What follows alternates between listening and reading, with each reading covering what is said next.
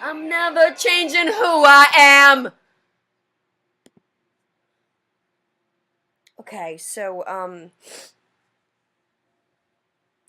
that that was the end of the Imagine Dragons Demons official video.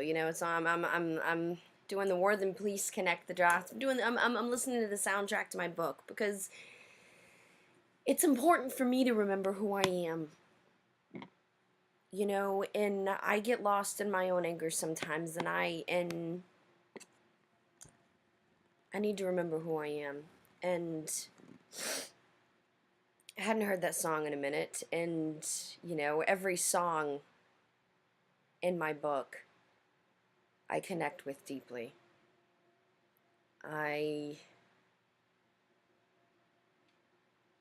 Yeah. And Imagine Dragons, wow. 3 for 3, man. I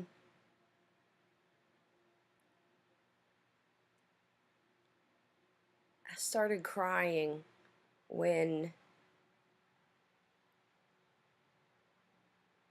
started crying on the third one. And unless you show me how. Unless you show me how. I'm here. I'm here. I'm showing you how. I'm learning as I go. It's on the job training me in OGT, right? Oh, yeah. It's. But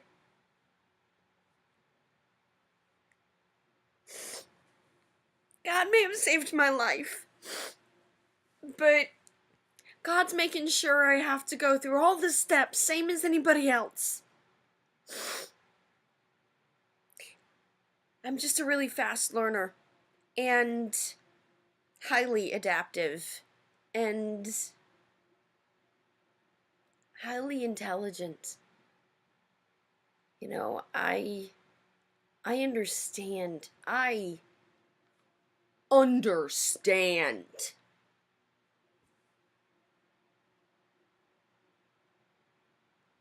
And that's what God saved me. God saved me because of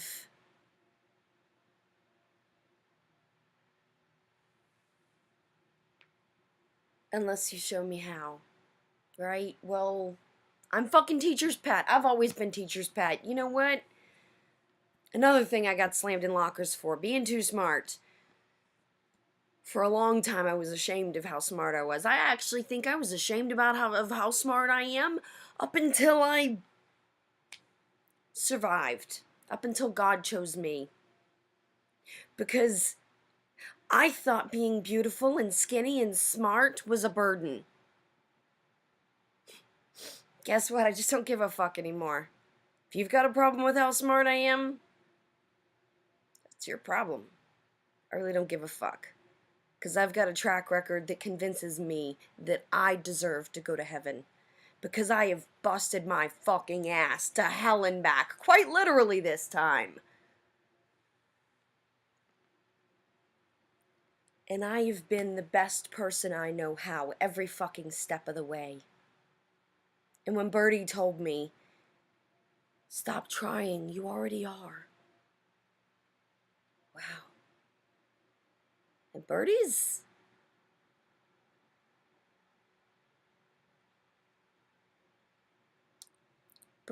imposing, decorated, and respected. So when he tells me to stop trying because I've already done it, maybe I should listen. I mean, listen, I'm not a big man. I've never been a big man. Special Ops broke me because I'm not a big man. But you know what? If Special Ops pulled its head out of its ass and realized it's not about just being a big man and how fast you can run, whoa, you might actually get somewhere. I'm sorry, but where's the special in your ops, boys? 'Cause I ain't seeing it.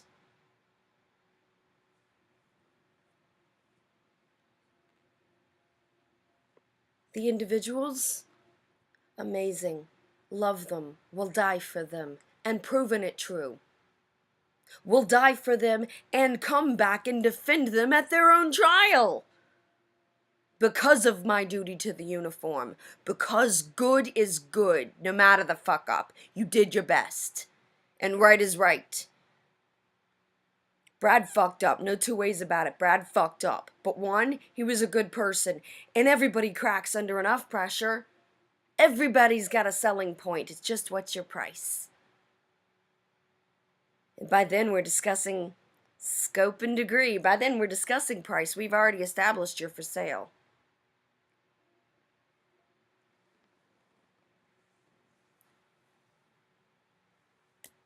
But you know what? It was just a matter of time. Because he needed help. He deserved help. He asked for help. How many fucking people, how many organizations, how many ranks of command, how many what did he go through and nobody helped him? Great. So I'm the fallout for your inaction. Yes, sir. Moving, sir. God, I really do have a lot of anger left to get rid of. Now, see, it's not even the fact that Brad was an officer. Yeah, okay, it was a bone of contention, but you know what? So were a lot of other things. And you know what? He was still a good enough man that I believed it worth standing by him. Way past the point of eject, obviously. But he was a good man. He still is. If he believes that he can redeem his soul, I believe he can. His value, the opportunity, that what's in his brain, what's in his heart. Geez, America, yeah, hats off, whatever, okay? And I do believe America's the greatest country in the world, and I worn the flag on my fucking arm.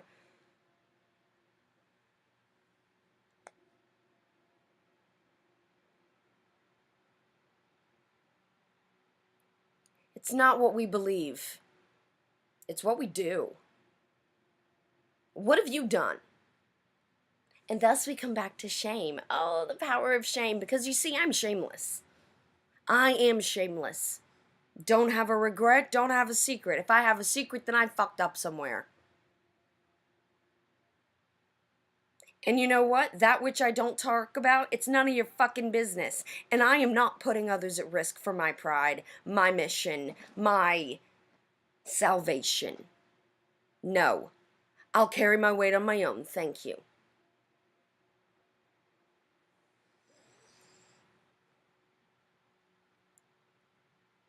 I'm just trying to teach. I'm here to teach. Man, look at the facts. Don't listen to me. Don't listen to my words. Words will always lie. It's only a matter of time. Listen to yourself. What am I saying that resonates within you? Listen to yourself. If you quiet yourself enough, you will hear. You will hear right here. These are where the answers are. Answers are inside, and that's where we're all kinds of fucked up because we're looking out. We're not even asking the right questions, and we're looking for answers outside. Where if we ask the right questions, we'd already know. The answers are in us, and we've had them all along. Wow. What a fucking mind play is that? And that's why I am shameless. Because I have lived a life. I have lived to the code I am speaking. Up, down, left, right, back, forward.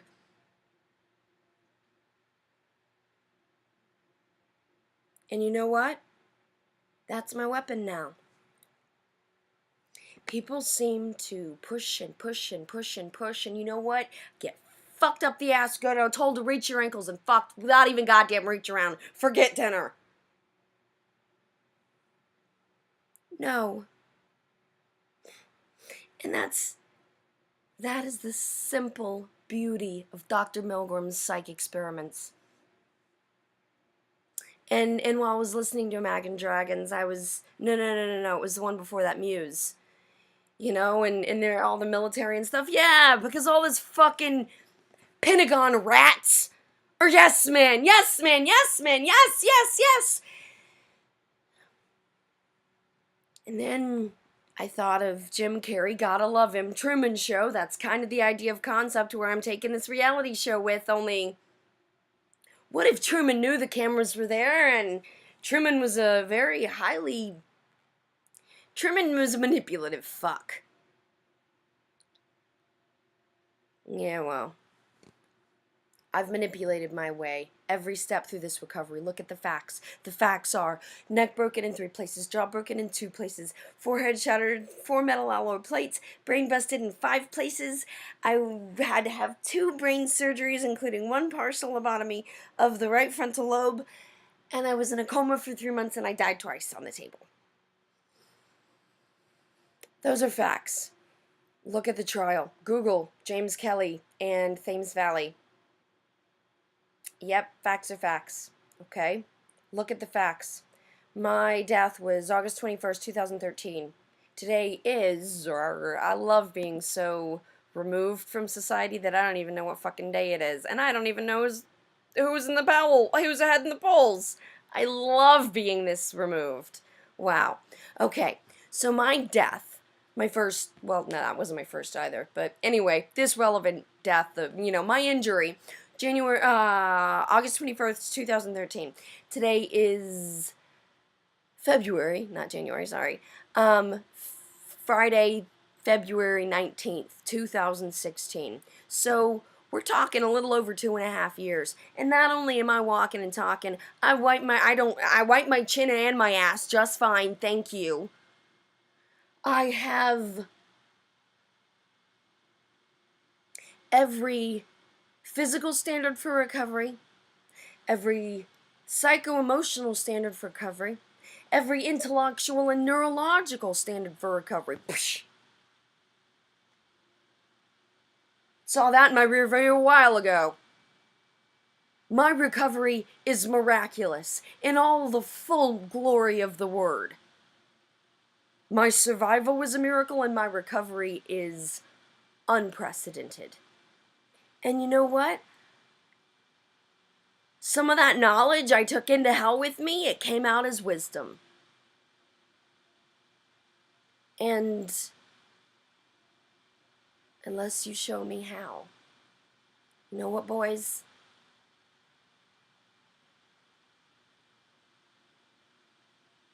I may not be a big man, but I have always taken the time to show how. Those people that had all that kinds of shit or whatever, like, oh, I'm arrogant or shit, pull your head out of your ass already, please. If I was arrogant, then I wouldn't have been. I received punishment that I knew I was very likely to get in my first AIT class. You know, the academic portion. And I had bonded with a young man in my platoon, that tall, awkward, freckled, super nice, so nice that it made him that little socially awkward kind of thing. Dude used to get fucking sunburn on his ears so bad. I remember being in formation and dude, put sunscreen on. Really? No, you missed the spot. Come here. I mean, dude had cauliflower ear. The sunburn on his ears was so bad. But he was a good kid and he was full of heart. I would have traded him any day of the week for one of the top of the class, Mr. 3T, for the PT 300, Mr. whatever. Because he had heart. And he had heart, but he wasn't the smartest one in the group. And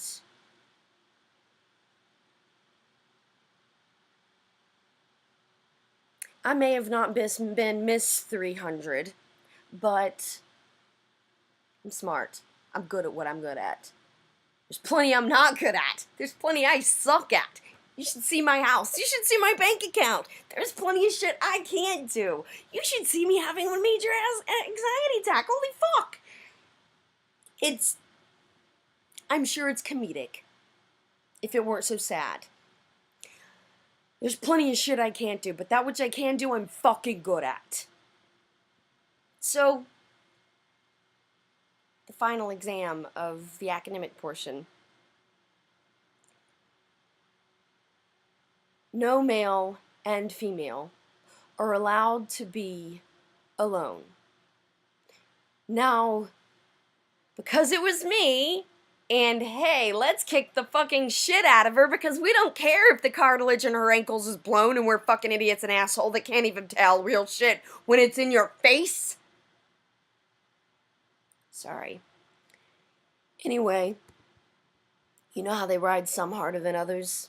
I am always the one that gets ridden, even Drill Sergeant LeBooze, to the point of dropping 197 people as I feel like the fucking fat guy eating the donut, you know?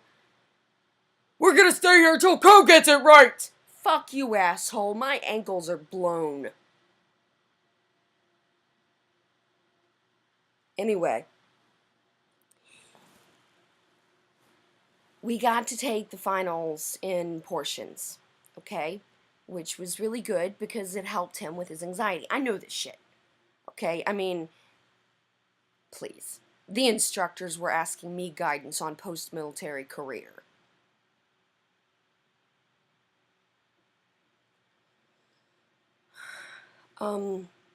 Anyway, so I helped this guy tutor plenty, and tutoring in that such, you know, that was all above and legal and good, and we had battle buddies and groups, and we did it in the rec room where there was plenty of people around and all that kind of shit. But,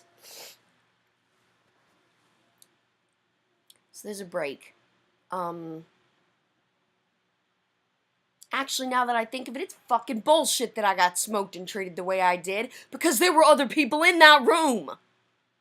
Same as he and I studying in the team room, when there was plenty of people around. There was a break in the middle of the finals, and you know, some people go to the bathroom, some people get some water, some people stretch their legs, whatever, right? You know, but there were still people in that finals room, and he was, you know, an anxious kid doing his best because he believed in what he had already suffered through and didn't want to fail in the textbook. So we were on Salamander. I remember Salamander. I'm pretty sure his name is Solomon. I don't remember if that's first or last, but Salamander.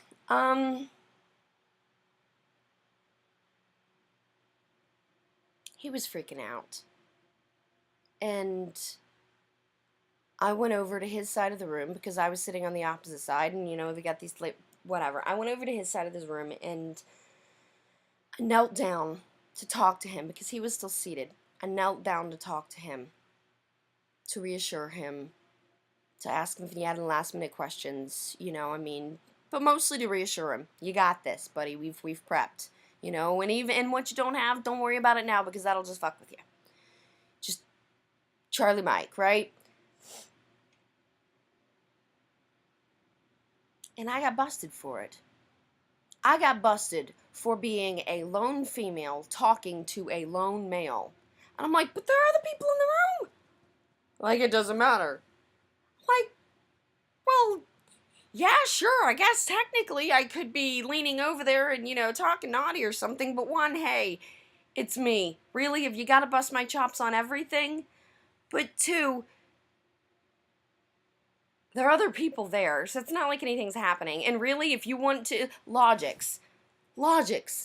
If we're going to play that game and we're going to apply things equally, then that means I shouldn't be allowed to sit next to him in the team room and help him study either. Because you know what? I could just as easily lean over and whisper all kinds of naughty things. So where the fuck do you get off? I'm doing a good deed helping somebody. But you know, for me, that was the Army all over.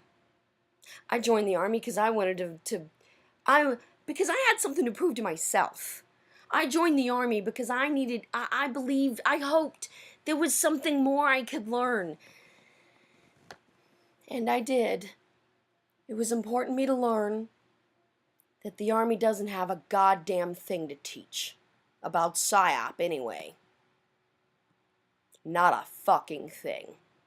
And that if they did have any fucking clue about what the United States Army is doing in PSYOP, then we wouldn't begrudge ourselves as speaker monkeys and litterbugs. Sir! Fucking pull your ass out of the Pentagon dude ahead of you and look and listen to psychological operations. Special operations. Get a fucking clue, asshole. Wow, if you need some help, go back to the 1930s Camp X manual where the Brits and Canadians trained us in this shit. Backtrack since Hitler? Much? Completely? Wow.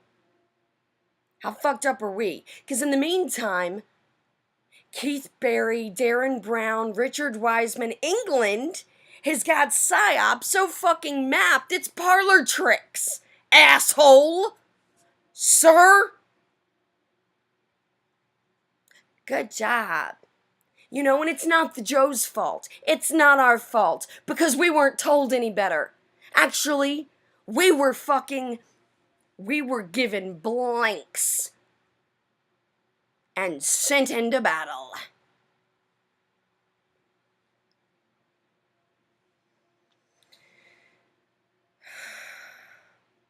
Welcome to PSYOP. Because one person, with one voice, and one mission, commander's intent, and very well executed? Oh, sweetheart. Little old me, by myself, no friends, no family, no lick of help, every graphic, every word, every content, every web design. In less than 2 years. While I was recovering from a major injury.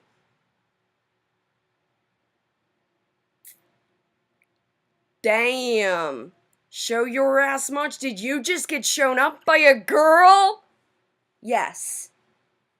Yes. United States Army, Psychological Operations, Special Operations, the secret sister of Special Forces. You know, when they go spooks. Ooh. Well, yeah, guess what? The ooh is very, deserved. Absolutely. We are manipulators. Persuade, change, influence, the exploiters, fuck yes. But you know what? We could be a whole lot better at it. And considering the world is much better at it than we are, might be time to catch up. Hi, John McHugh.